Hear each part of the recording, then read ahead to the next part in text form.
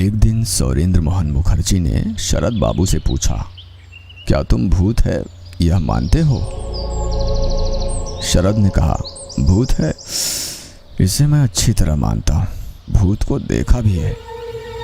इसके अलावा अपने पिताजी की ज़बानी एक कहानी सुन चुका हूँ जिसे आज तक भूल नहीं पाया।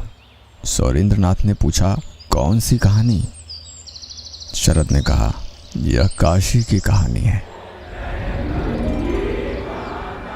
पिताजी कुछ दिनों तक काशी में थे। सात्विक ब्राह्मण होने के कारण पूजा अर्चना अधिक करते थे। नित्य विश्वनाथ अन्नपूर्णा देवी के मंदिर तथा मठ मंदिरों में दर्शन करने जाया करते थे। एक दिन जब एक मंदिर में गए थे तब सहसा एक व्यक्ति से भेंट हुई जिसकी दुख भरी कहानी सुनकर वे चकित रह गए। उस सज्जन ने बताया, वे अपने घर पर नित्य पूजा करते हैं, शालग्राम शिला की पूजा। वे स्वयं पूजा करते हैं, रात में देवता की आरती करते हैं और इसके बाद देवता को ठीक से सजा कर रख देते हैं। पूजा गृह में ताला बंद कर देते हैं क्योंकि विग्रह के अंग पर सोने के जेवर हैं, कहीं चोरी न हो जाए, इसका भय बना रहता है। रात करीब 11-12 बजे के बीच ताला बंद पूजा गृह से आरती की घंटी बजने की आवाज उन्हें बराबर सुनाई देती है। ताला खोलकर भीतर प्रवेश करने पर कोई दिखाई नहीं देता, जबकि विग्रह के सामने आसन और आसपास के ही फूल, तुलसी की पत्तियां आदि सामग्री रखी हैं।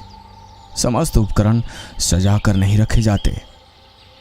उन्हें देखने पर ऐसा लगता था जैसे यहाँ बैठकर कोई पूजा कर रहा था।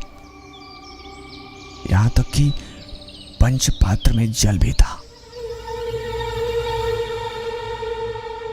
जब मैं शाम को पूजा करने के बाद सारी सामग्री यथास्थान रख देता था, उसके बाद कमरे के बाहर आकर बंद करता था। यहाँ तक कि मैं प्रतिदिन शालग्राम को उनके बिछावन पर लेटाकर मसहरी गिरा देता था ताकि भगवान आराम से शयन कर सकें। लेकिन आधी रात को ताला खोल कर देखता हूँ कि भगवान की मसहरी खुली हुई है। विग्रह को बिछौने से उठाकर आसन के सामने तांबे के पात्र में रखा गया है। उनके ऊपर चंदन और फूल, तुलसी की पत्तियां हैं। जब मैं आरती करने के बाद कमरे के बाहर चला आता हूँ, उस समय इतनी रात गए कौन चंदन फूल ले जाता है? भगवान को बिछौने से नीचे लाकर रखकर पूजा आरती करता है। आश्चर्य की बात है, यह घटना 1-2 रोज की नहीं है। इस कहानी को सुनने पर पिताजी को कुतूहल हुआ। उन्होंने कहा, अगर आप मुझे सुयोग दें तो इसका पता लगा सकता हूं। सज्जन ने कहा, यह तो भूतों की लीला है महाशय। मजे की बात तो यह है कि इस घटना के कारण आज तक कोई घर में आतंकित नहीं हुआ। यह भूत दिखाई नहीं देता, केवल पूजा घर में ही पूजा करता है। एक निश्चित समय पर, यानी ठीक आधी रात के समय, न इसके आगे और न इसके पीछे। बहरहाल बातचीत में यह निश्चित हुआ कि उस रात को पिताजी वहां जाकर इस रहस्य का पता लगाएंगे। उस दिन शाम को पिताजी ने शाम का भोजन नहीं किया। स्नान के पश्चात शुद्धाचार होकर उक्त सज्जन के घर गए। उन्होंने पूजा आरती देखी। इसके बाद नियमानुसार पूजा गृह में ताला बंद होगा। तभी पिताजी ने कहा, आधी रात को ताला बंद मत कीजिए। पूजा गृह में रात 12 बजे तक आज मैं उपस्थित रहूंगा, मगर मैं अकेला रहूंगा। आप लोग में से दूसरा कोई मेरे साथ नहीं रहेगा। उक्त सज्जन ने इस बात को स्वीकार कर लिया। पिताजी उस घर में अकेले बैठ गए थे। दीप जलता रहा। धीरे धीरे 10 बजा, 11 बजा और तब 12 बजा। ठीक उसी समय पिताजी ने देखा, सिल्क की धोती पहने, राम नामी चद्दर ओढ़े एक वृद्ध ब्राह्मण ने कमरे में प्रवेश किया। वे किधर से आए या वह देख नहीं सके। वे एकटक ब्राह्मण की ओर देखते रहे। ब्राह्मण महाशय ने आसन बिछाया, पंचपात्र में घड़े से पानी लेकर उड़ेला, तांबे का बर्तन सामने रखा। इसके बाद शैया से शालग्राम को निकालकर उक्त तांबे के बर्तन में रख दिया। पास ही पिताजी बैठे हैं, इस तरफ उसने ध्यान नहीं दिया। पिताजी चुपचाप बैठे सारा कार्य देखते रहे। ब्राह्मण महाशय ने पूजा प्रारंभ की। पहले कोष से जल लेकर आचमन किया, फिर आसन शुद्धि पूजा।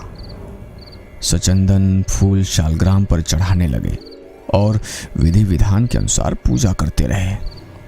पिताजी मूर्तिवान पूजा की सारी कार्यवाही ध्यान से देखते रहे। इसके बाद आरती करने लगे। यथा रीति घंटी बजाते हुए पंच प्रदीप जलाकर आरती करते रहे। इसके बाद अचानक ब्राह्मण महाशय अदृश्य हो गए। पिताजी ने पूजा घर के दरवाजे को ठेलते ही देखा। बाहर उक्त सज्जन तथा उनके परिवार के लोग खड़े हैं। पिताजी ने सारी घटना का विवरण सुना दिया। वृद्ध ब्राह्मण के चेहरे का वर्णन सुनते ही सज्जन महाशय रोमांचित हो उठे। उन्होंने कहा, यह चेहरा तो मेरे स्वर्गीय पिताजी का है, वे नित्य पूजा करते थे। पिताजी ने कहा, कल रात को मैं भी रहूंगा। मैं इसके लिए प्रयत्न करूंगा कि वे कुछ बातचीत भी करें। दूसरे दिन पिताजी ने क्या किया जानते हैं? उस दिन उन्होंने रात्रि पूजा उक्त सज्जन को करने नहीं दी। उन्होंने कहा, आज पूजा मैं करूंगा और वह पूजा रात 11:15 बजे प्रारंभ करूंगा। प्रोग्राम के अनुसार कार्य प्रारंभ हुआ।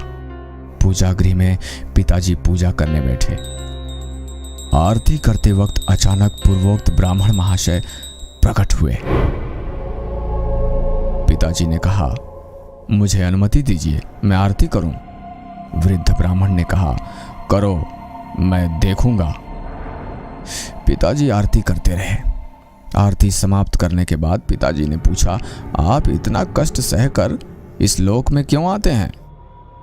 वृद्ध ने उत्तर दिया, लड़का पूजा आरती करता है मगर शुद्धाचार ढंग से नहीं करता। वह चाय पीने के बाद आरती करता है। मैं उसे मना कर दूंगा। हाँ, उसे समझा देना, ठाकुर देवता की पूजा में लापरवाही नहीं करनी चाहिए। अगर उसे पूजा करनी है तो शुद्धाचार से करनी चाहिए। केवल फूल चढ़ाने और घंटा हिलाने से ही देवी देवता की पूजा नहीं होती। एक अरसे से मैं उसके अनुसार देखता आ रहा हूँ। पूजा आरती यहाँ मैं बहुत दिनों से करता आ रहा हूँ।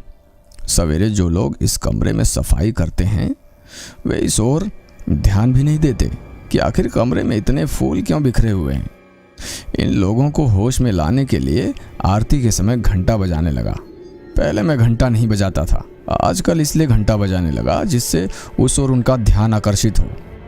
अनेक बातें कहने के बाद ब्राह्मण ने कहा, अगर पूजा पर विश्वास न हो तो उससे कहना कि पूजा करने का नाटक न करे, शालग्राम को गंगा में प्रवाहित कराए। यह शालग्राम कई पुष्ट से इसी घर में है। इनके कारण अनेक अकल्याणों से रक्षा हुई है। शिला रक्षक है, अगर शिला को प्रवाहित कर देगा तो घर आरक्षित हो जाएगा, जिस कारण घर में अकल्याण होगा। शरद बाबू ने आगे कहा, हाँ, गया में जाकर वह अपने मृत बाप को पिंडदान दे, यह कोई कठिन कार्य नहीं है।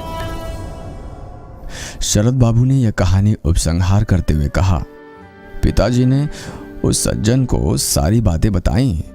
उक्त सज्जन ने गया जाकर अपने मृत पिता की आत्मा की शांति के लिए पिंडदान किया था और आगे से शुद्धाचार से पूजा करते रहे।